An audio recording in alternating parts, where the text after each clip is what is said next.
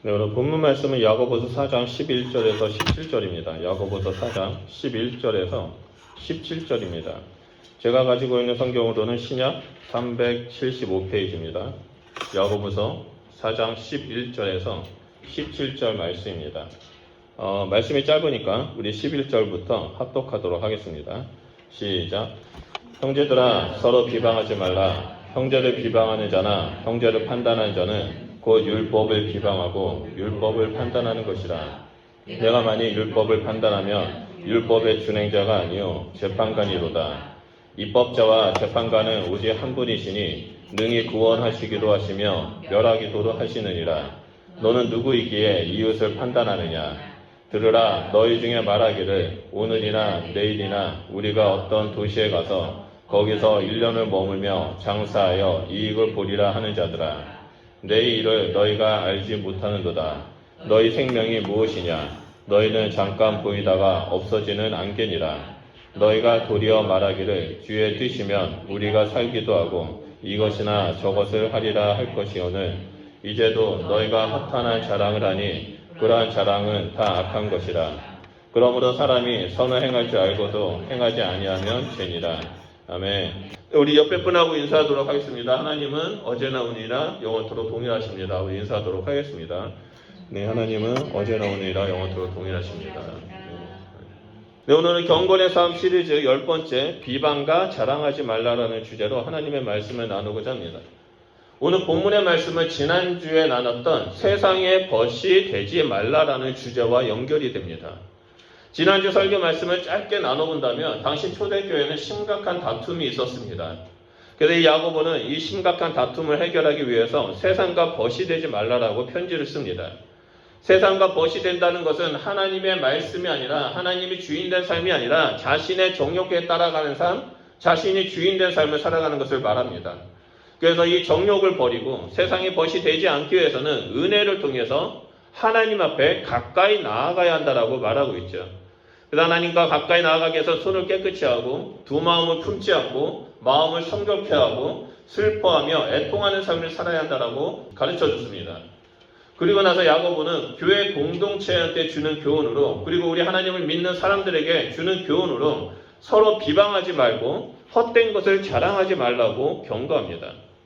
이러한 경고는 교회 안에서 서로 싸우고 다투는 것과 밀접한 연관이 있습니다.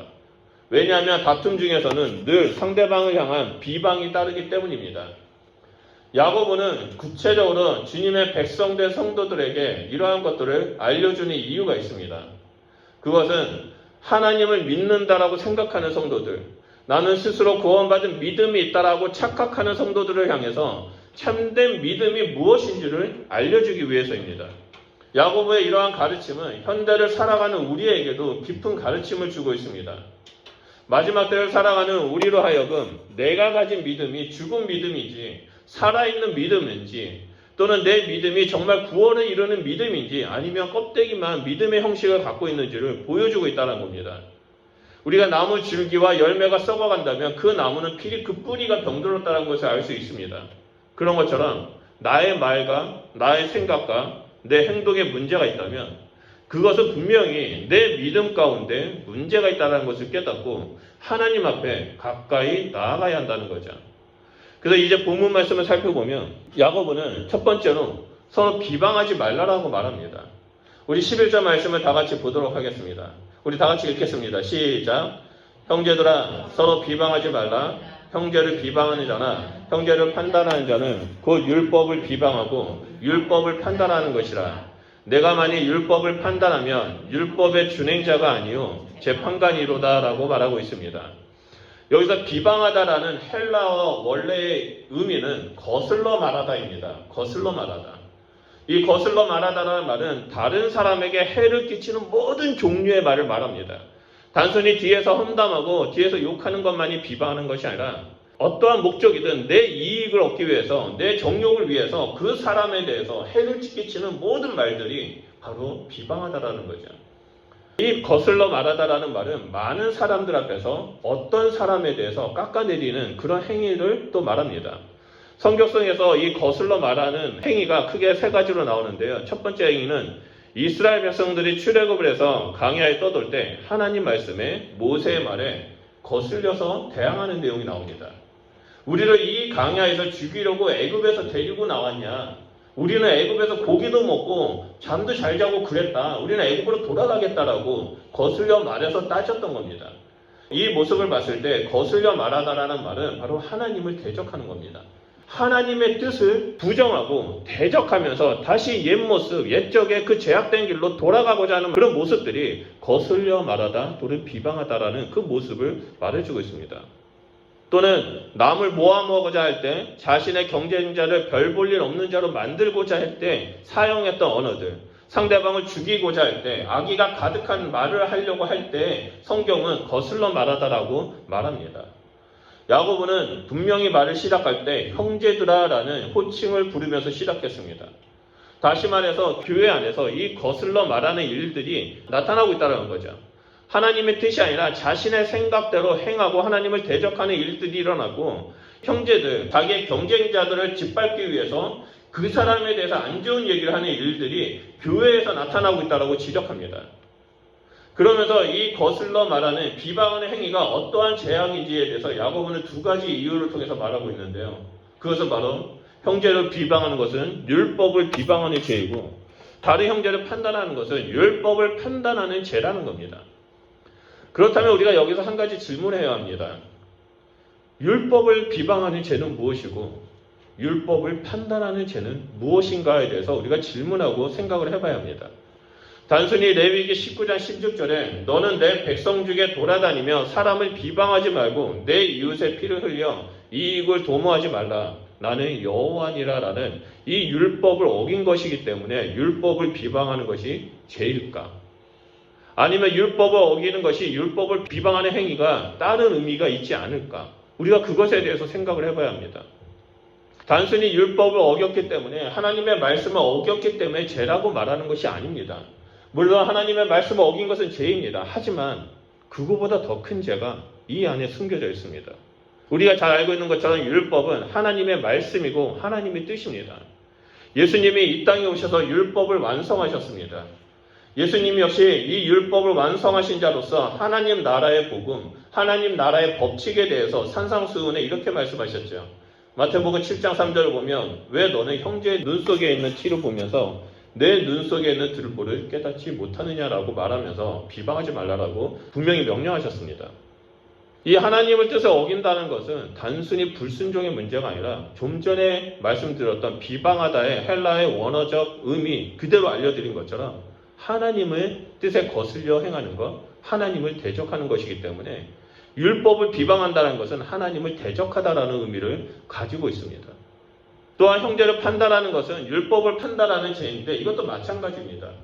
하나님을 대적하고 나서 내가 하나님의 자리를 차지하는 겁니다. 하나님을 밀어내고 내가 이 땅의 창조주의 모습을 가지고자 나타나는 것이 율법을 판단하는 죄라는 겁니다. 여러분, 율법을 비방하고 율법을 판단한 죄를 정하고 나서 심판받은 악한 존재가 있습니다. 누굽니까? 루시퍼입니다. 루시퍼는 스스로 하나님이 되고 싶었습니다. 그래서 루시퍼는 스스로 하나님이 되고 싶어서 하나님의 뜻에 거슬려서 하나님을 대적합니다. 그리고 하나님을 밀어내기 위해서 하나님의 자리에 앉기 위해서 싸우기 시작하죠. 그래서 어떻게 됐습니까? 이 땅에 떨어져서 마치 자기가 이 땅의 주인이냐 사람들을 유혹하고 꼬시고 죄 가운데 인도하고 있습니다. 우리가 율법을 비방한다는 얘기 또 율법을 판단하는 것은 내가 하나님을 대적하고 내가 하나님의 자리에 올라서겠다라는 것입니다. 내 생각이 내 판단이 하나님보다 더 뛰어나고 내 판단이 내 결정이 하나님보다 더 우월하다라는 그 교만함의 규치를 보여주고 있는 겁니다. 그래서 야고보서는 11절 후반절에 율법을 비방하고 판단하면 율법의 준행자가 아니요 재판관이다라고 말하고 있습니다. 우리는 준행자입니다. 하나님의 뜻을 행하는 자이죠. 그러기 위해서 우리는 날마다 하나님의 말씀 가운데 나아가고 말씀을 묵상하고 하나님의 뜻을 깨닫고 그 말씀대로 준행하면서 살아가는 자입니다. 그런데 사람들은 말씀을 가지고 남을 판단하고 말씀을 가지고 정죄하고 말씀을 가지고 비방하는 일들이 너무나 많이 나타납니다. 우리가 하나님의 말씀을 가지고 내 삶을 되돌아보지 않는다면 하나님 말씀 가운데 굳건히 서지 않는다면 우리는 오히려 그 말씀을 비방하고 말씀을 판단하는 그런 어리석은 죄를 짓게 된다는 겁니다. 이것이 정말 위험한 것입니다. 내가 창조자 하나님이 되고자 하며 그런 죄악들, 하나님을 무시하고 하나님보다 나를 더 뛰어난 존재라고 여기는 그런 일들이 우리의 삶 가운데 나타날 수 있다는 겁니다. 제가 여러 나라를 다니면서 집회를 했었을 때 가장 마음이 아팠던 반응이 있습니다. 전에도 한번 말씀드린 것 같은데, 집회를 하고 나서 이제 성도님들하고 인사할 때 꼭 한두 번은 이런 분들이 만나게 됩니다. 많은 사람들이 은혜 받았습니다. 뭐 이렇게 지나가는데 꼭 한두 분은 은혜 너무 많이 받았습니다. 이 얘기를 누가 들어야 되는데. 이 얘기를 들어야 되는데 그 사람이 안 왔네요. 너무나 안타깝습니다. 뭐 그런 얘기 하는 경우가 있는데요. 그런 말을 들을 때마다 너무나 씁쓸합니다. 하나님의 말씀을 들었다면 내 삶에 적용을 해서 내가 하나님 앞에 온전한 형상으로 서 있기를 기도하면서 실천하면서 나아가야 하는데 그러지 아니하고 그 말씀을 가지고 사람들을 판단하는 기준 잣대로 세운다는 겁니다. 다시 말해서 내가 하나님이 되고자 한다는 거죠. 하나님의 말씀을 도구화시키는 겁니다. 여러분 이게 얼마나 교만한 행위입니까? 도대체 우리가 무엇이간데 하나님의 말씀을 도구로 삼습니까?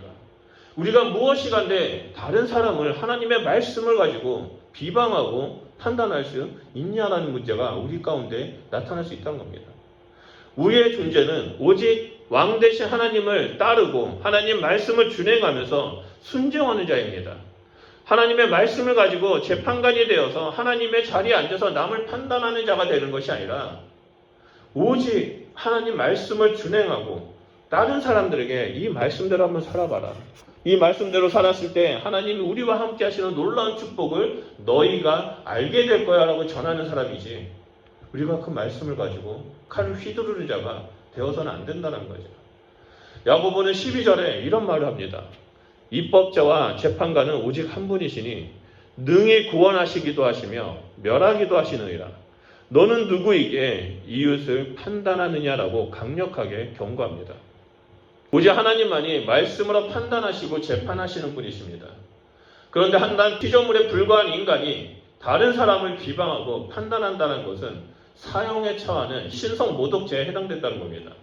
여러분 이게 얼마나 무서운 말씀입니까? 무서운 죄입니까? 단순히 하나님을 모욕하고 대적하고 비방하는 것만이 신성 모독죄가 아닙니다. 우리 주변에 있는 형제 자매를 비방하고 헐뜯고 그들에게 피해주는 말을 하는 것 자체가 하나님 말씀으로 판단하는 그 자체가 내가 하나님이 되고자 하는 신성 모독죄에 해당된다는 것입니다. 사람은 누구나 죄성이 있기 때문에 누군가를 판단하고 비방하려는 마음이 있습니다.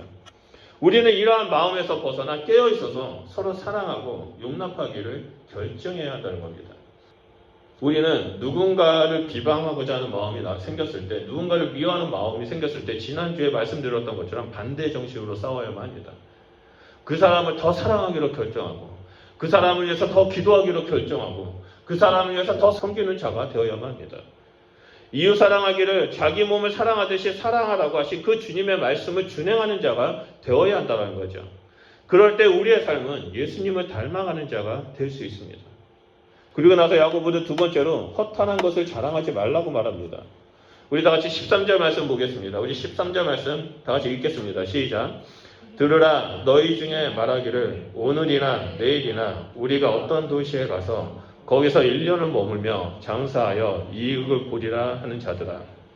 말씀을 보면 야고보는 들으라라고 외치면서 분위기를 전환시킵니다. 사람들의 이목을 집중시킨 다음에 야고보는 오늘이나 내일 일을 계획을 세우면서 살아가는 사람들에게 경고한 메시지를 선포하고 있습니다. 이 말씀은 당시 초대교회 시대에 흔히 볼 수 있었던 그 상인들, 비즈니스맨들을 예를 들면서 자랑하는 것이 얼마나 어리석고 허탄한 것인지 교만한 것인지에 대해서 지적하고 있는 겁니다. 당시 로마는 전 세계를 지배하면서 크고 작은 도시를 실필수 같은 길로 다 연결시켰습니다. 그래서 로마를 중심으로 해서 동서남북 어디든지 다 갈 수 있었습니다. 이렇게 전 세계의 모든 길을 안전하게 왔다 갔다 할 수 있도록 만들고 나니까 그 길을 통해서 수많은 무역들이 일어나게 되었고 그 길을 통해서 많은 사람들이 먹고 살기 위해서 장사를 하면서 떠나는 일들이 많았습니다. 그래서 조금만 관심 있는 사람은 이 도시에 저 도시에 다니면서 그 도시의 특산품을 사가지고 다른 지역에 가서 물물 교환을 하든 보따리 장사를 해서 이익을 남기는 일들이 너무나 활발하게 나타났습니다. 그 중에 이 비즈니스를 본격적으로 준비하는 사람들이 있는데요. 그 사람들은 모든 것을 철두철미하게 계획을 세웁니다. 돈을 벌기 위해서 열심히 또 일을 합니다. 그 계획을 보면 오늘 본문 말씀처럼 오늘이나 내일 어떤 도시에 가서 1년을 머물자라고 계획을 세우죠. 그러면서 일을 계획도 세우고 1년 계획을 세우면서 이 사람들을 장사합니다. 이들은 단순히 저것이 좋아 보여서 저곳에 가면 돈을 잘 벌 수 있을 것 같아서 가는 것이 아니라 1년 장사를 위해서 구체적인 계획을 세우고 목적이 의식까지 가지고 그곳에 가는 겁니다. 그래서 여기서 장사하리라라는 그 헬라의 원어적 의미는 구체적인 준비를 하고 체계적으로 장사를 하다라는 의미를 가지고 있습니다. 게다가 이들은 아주 이익을 보리라라는 목표 의식까지 두고 나아갑니다. 다시 말해서 이들은 목표 의식을 두고 최선을 다하겠다. 최선을 다하는 삶을 살겠다라는 거죠. 그런데 야고보는 이러한 확실한 목표 의식과 구체적인 계획을 짜고 사람들에게 말하는 자들에게 이렇게 말합니다. 16절에 너희가 허탄한 것을 자랑한다. 그러한 자랑은 다 악한 것이다라고 말합니다. 그렇다면 야고보는 왜 이 사람들이 허탄한 것을 자랑한다라고 말했을까요? 왜 그런 자랑이 다 악한 것이라고 말했을까요? 보통 세상은 구체적인 계획을 세우고 구체적인 목표를 가지고 나아가는 사람들을 성공하는 비즈니스맨 또는 열심히 살아가는 사람, 지혜로운 사람이라고 말하는데 성경은 그런 사람들을 어리석은 자, 허탈한 것을 자랑하는 자, 악한 것을 행하는 자라고 말합니다. 왜 그럴까요? 야고보는 그 이유에 대해서 세 가지 말합니다. 첫 번째 이유는 14절에 내일 일을 너희가 알지 못한다는 겁니다. 너의 생명이 무엇이냐? 너희가 잠깐 보이다가 없어지는 안개다라고 말합니다. 여러분, 여기서 내일은 미래를 말합니다. 이 말씀은 하나님의 인도하심대로 살지 않고 자신들의 안목의 정욕과 이생의 자랑과 육신의 정욕에 의해서 미래를 세우는 자들을 말합니다. 이들에게는 하나님이 없습니다. 오직 자신의 불확실한 미래를 해결하기 위해서 자신의 계획과 자신의 능력으로 살아가고자 하는 사람들을 말합니다. 우리가 아무리 능력이 있고 아무리 지혜롭다 할지라도 오늘 저녁에 무슨 일이 일어날지 아무도 예측하지 못합니다. 건강하게 있다가 갑자기 심장이 멎는다면 우리는 죽을 수밖에 없는 그 인생입니다. 야고보는 이런 인생을 잠깐 보이다가 없어지는 안개다라고 말합니다. 그리고 이 안개에 비유된 인생에 대해서 성경은 뭐라고 말합니까? 곧 시들게 되는 풀이라고 말하고 꽃이라고 말하고 곧 사라질 그림자라고 표현하기도 합니다. 여러분, 이러한 삶은요, 우리의 가운데 영원히 지속되지 못한다는 것을 보여주죠. 그러면서 어리석은 일이고 하나님이 없이 자기가 주인된 삶을 사는 것은 악한 것이다라고 말합니다. 예수님도 누가복음 12장에 이런 말씀을 하셨습니다. 어리석은 부자의 비유를 얘기하면서 이 부자가 그 농사를 져서 큰 수확을 얻게 됩니다. 근데 곡간에 넣으려고 했는데 너무나 많아서 그 곡간에 쌓아놓을 수 없게 됩니다. 그래서 그 부자가 뭐라고 말합니까? 곡간을 더 크게 지어서 거기에 가득 채우고 나는 평생을 이 쌓아둔 음식들을 먹고 마시면서 푹 쉬고 즐겁게 살겠다라고 말합니다. 그때 하나님께서 그 사람에게 이렇게 말씀하신다라고 예수님이 말하죠. 누가복음 12장 20절입니다. 하나님은 이르시되 어리석은 자여 오늘 밤에 내 영혼을 도로 찾으리니 그러면 내 준비하는 것이 누구의 것이 되겠느냐라고 하셨으니 이렇게 말씀하십니다. 하나님이 없는 인생은 어리석은 것이고 허탄한 자랑이라는 거죠. 우리는 이 진리를 기억하면서 매일의 삶 속에서 하나님과 동행하는 자가 되어야 한다는 겁니다. 여러분, 하나님이 없는 인생은 정말 어리석은 것이고 거기에 돈이 많다 할지라도 뭐가 많다 할지라도 모든 것이 허탄한 것입니다. 우리가 하나님 없는 인생에서 살고 있다면 아니면 하나님이 계획하신 대로 따라가지 않는 것이 있다면 우리는 그 자리에서 잠깐 멈추고 하나님 앞에 나아가야 합니다. 하나님, 내가 하나님 뜻대로 살겠습니다. 하나님이 없는 삶을 살지 않겠습니다. 내가 주님 저에게 말씀해 주십시오라고 우리가 그 자리에 서서 기도하고 날마다 주님 앞에 무릎 꿇고 나아가야 한다는 거죠. 그리고 허탄한 것을 자랑하지 말라고 또 바울은 두 번째 이유로 이렇게 말합니다. 15절에 너희가 도리어 말하기를 주의 뜻이면 우리가 살기도 하고 이것이나 저것을 하리라 할 것이거늘 이렇게 말합니다. 여기서 도리어라는 말은 너가 하나님과 상관없이 계획을 세웠던 모든 것들을 다 포기하라는 내용입니다. 너가 하나님 없이 세웠던 모든 게, 너가 잘 먹고 잘 살기 위해서, 너가 이렇게 되기 위해서 하려고 했던 모든 계획들을 다 포기해라. 하나님의 뜻이 아니라면 그 자리에서 나와라. 그게 너에게 얼마나 많은 돈을 벌게 해주고 너를 얼마나 한다 할지라도 하나님이 없다면 그것은 허탄한 것이다라고 말하는 겁니다. 여러분, 예수님을 믿고 구원받은 성도들이라면 우리는 모든 행동 기준을 자신의 정욕이나 계획에 두고 살아가는 자가 되지 말아야만 합니다. 하나님의 뜻에 따라 행동하고 살아가는 것이 마땅합니다. 야고보가 말하는 것은 이제는 하나님의 뜻에서 벗어나서 살아가는 것이 있다면 그것이 너에게 얼마나 많은 것들을 준다 할지라도 썩어갈 것이고 안개이고 풀이고 꽃이고 그림자에 영원한 하나님의 나라를 향해 나오라라고 말합니다. 하지만 이들은 하나님의 뜻이 아니라 자기 생각대로 자기 주관대로 계속해서 결정하는 일들이 교회 가운데 계속 있었습니다. 야고보가 그 교회 가운데 있는 사람들에게 자기가 주인된 삶을 살아가는 것을 내려놔라. 오직 하나님이 주인된 삶을 살으라라고 말하고 있는 겁니다.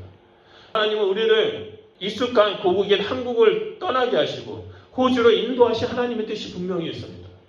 그리고 호주 중에서도 브리스번이라는 곳에 인도하셨던 그 이유가 있습니다. 그래서 수많은 큰 교회와 수많은 것들이 세팅되어 있고 잘 운영되는 교회가 있지만 아무것도 없는 작은 교회, 우리 교회로 인도하시는 하나님의 이유가 있습니다. 우리는 그 하나님의 뜻을 구하는 자가 되어야만 합니다. 하나님, 저를 왜 이곳에 부르셨습니까? 하나님, 저를 통해서 하나님께서 이루고자 하시는 것이 무엇입니까? 라고 우리는 날마다 기도하고 하나님의 뜻을 구하면서 한 걸음 한 걸음 전진하는 자가 되어야 한다는 거죠. 그럴 때 우리는 하나님의 일하심을 보게 됩니다. 하나님의 역사하심을 보게 됩니다. 하나님의 살아계신 일들을 보게 된다는 거죠. 또한 마지막 세 번째 이유로는 야고보는 17절에 그러므로 사람이 선을 행할 줄 알고 행하지 아니하면 죄니다라고 말합니다. 선을 아는 것으로 충분하지 않다는 것을 말합니다. 선을 안다면 행하는 자가 되어야 한다는 거죠. 너희가 하나님을 안다면 하나님의 말씀에 순종해야 한다는 겁니다. 믿음이 있다면 행해야 된다라고 말하고 있습니다. 여러분, 참된 선은 선한 열매를 맺는 겁니다. 참된 믿음은 우리의 삶을 변화시키는 겁니다. 우리의 삶을 변화시키는 것은 믿음을 행하는 것을 의미합니다. 하나님을 믿는 우리는 무엇이 선이고 무엇이 믿음인지 알고 있습니다. 그런데 알고 있음에도 불구하고 다음에 하면 되겠지, 나중에 해도 되겠지라고 미룬다면 그것은 내 믿음책에 무언가가 문제가 있다는 겁니다. 근데 우리의 삶을 본다면, 우리가 믿음의 체계를 본다면 하나님 저를 성공하게 해주신다면 제가 열심히 봉사하겠습니다. 제가 돈을 많이 벌게 된다면 그 돈으로 열심히 선교하겠습니다. 제가 이쁜 형제와 이쁜 자매를 만난다면 열심히 아름다운 가정을 꾸며서 하나님을 예배하고 찬양하고 아름다운 가정을 만들겠습니다라고 조건을 두면서 기도하는 경우가 있다는 겁니다. 여러분, 우리는 하나님과 딜할 수 있는 존재가 아닙니다. 하나님 말씀 가운데 순종할 때 하나님이 알아서 우리를 축복해 주십니다. 하나님이 알아서 우리의 필요를 다 채워주시고 우리를 좋은 길로 인도하시는데 우리의 생각대로 하나님이 움직여달라고 조종하는 일들이 우리 삶 가운데 있습니다. 여러분, 오늘 본문 말씀은 그리스도인으로서 하나님의 백성된 자로서 어떻게 살아야 하는지를 보여주고 있습니다. 그것은 서로 비방하는 자가 되는 것이 아니라 허탈한 것을 자랑하는 자가 되는 것이 아니라고 말합니다.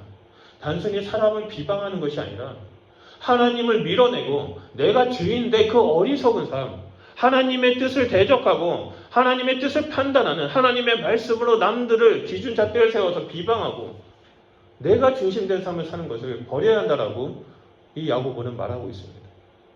내 생각, 내 뜻, 내 계획대로 살아가는 자들에게 야고보는 이 허탈한 것을 자랑하지 말라라고 말합니다.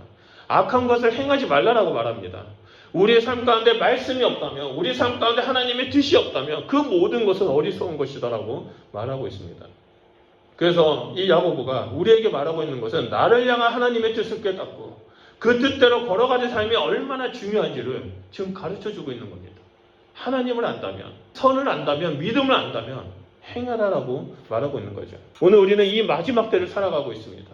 마지막 때를 살아가는 성도의 모습은 이중적인 삶을 살아가는 것이 아닙니다. 주일에 하나님 앞에 나아가서 주님 한 분밖에 없습니다라고 예배하는 것이 아니라 삶 속에서 하나님의 말씀을 실천하고 하나님의 뜻대로 살아가는 것이 참된 예배자의 모습이라는 것을 오늘 본문 말씀을 통해서 볼 수 있습니다. 여러분, 오늘날 주일에만 예배드리고 주중에는 자기 마음대로 살아가는 그 사람들을 뭐라고 말하는지 아십니까? 명목상 그리스도인이라고 합니다. 껍데기만 그리스도인 또는 무신론자라고 말합니다. 저는 함께 예배드리는 우리 성도님들은 모두 다 명목상 그리스도인, 껍데기만 그리스도인이 되는 것이 아니라 하나님의 능력이 나타나는 경건의 능력이 있는 그런 그리스도인이 되길 소원합니다. 그래서 내 생각, 내 뜻대로 중요시하는 것이 아니라 하나님의 뜻을 우선시하며 먼저 그의 나라와 그의 의를 구하는 삶을 살아가는 자가 되기를 소원합니다. 그럴 때 하나님께서 우리의 삶을 축복하시고 우리가 필요한 것을 하나님의 때에 하나님 방법대로 다 채워주십니다. 그리고 우리의 삶을 통해서 이 땅에 예수님의 형상을 드러내게 하시고 많은 사람들이 주님 앞에 돌아오는 일들을 행하게 하신다는 겁니다. 하나님께서 우리를 이 땅에 부르시는 이유는 거룩한 백성된 삶을 살아가는 것입니다. 왕같은 제사장의 삶을 살아가기 위해서입니다. 그래서 우리의 삶을 통해서 살아계신 하나님께서 역사하신 일들을 보여주시길 원하고 계십니다. 여러분 우리가 그 하나님의 축복의 통로가 되었으면 좋겠습니다. 그래서 이 땅에 살아계신 하나님을 선포하고 오직 하나님만이 왕이시고 하나님이 주인 되시는 그런 일들이 일어나길 소원합니다. 여러분 날마다 깨어 있으십시오. 우리 주님은 곧 오십니다. 말로만 신앙 고백을 하는 자가 되는 것이 아니라 삶 속에서 하나님의 절대 주권을 인정하면서 하나님의 뜻을 따르는 자가 되시길 주님의 이름으로 축원드립니다. 그래서 머무는 곳곳마다 거룩하고 아름다운 하나님의 공동체를 세워가는 귀한 믿음의 성도님들, 존귀한 하나님의 자녀가 되시길 주님의 이름으로 축복합니다. 우리 기도하겠습니다. 우리 말씀을 기억하면서 기도했으면 합니다. 하나님, 내가 이 땅에서 하나님의 주인된 삶을 살아가는 자가 되길 소원합니다. 하나님, 내가 이 땅에서 하나님만을 바라보며 나아가겠습니다.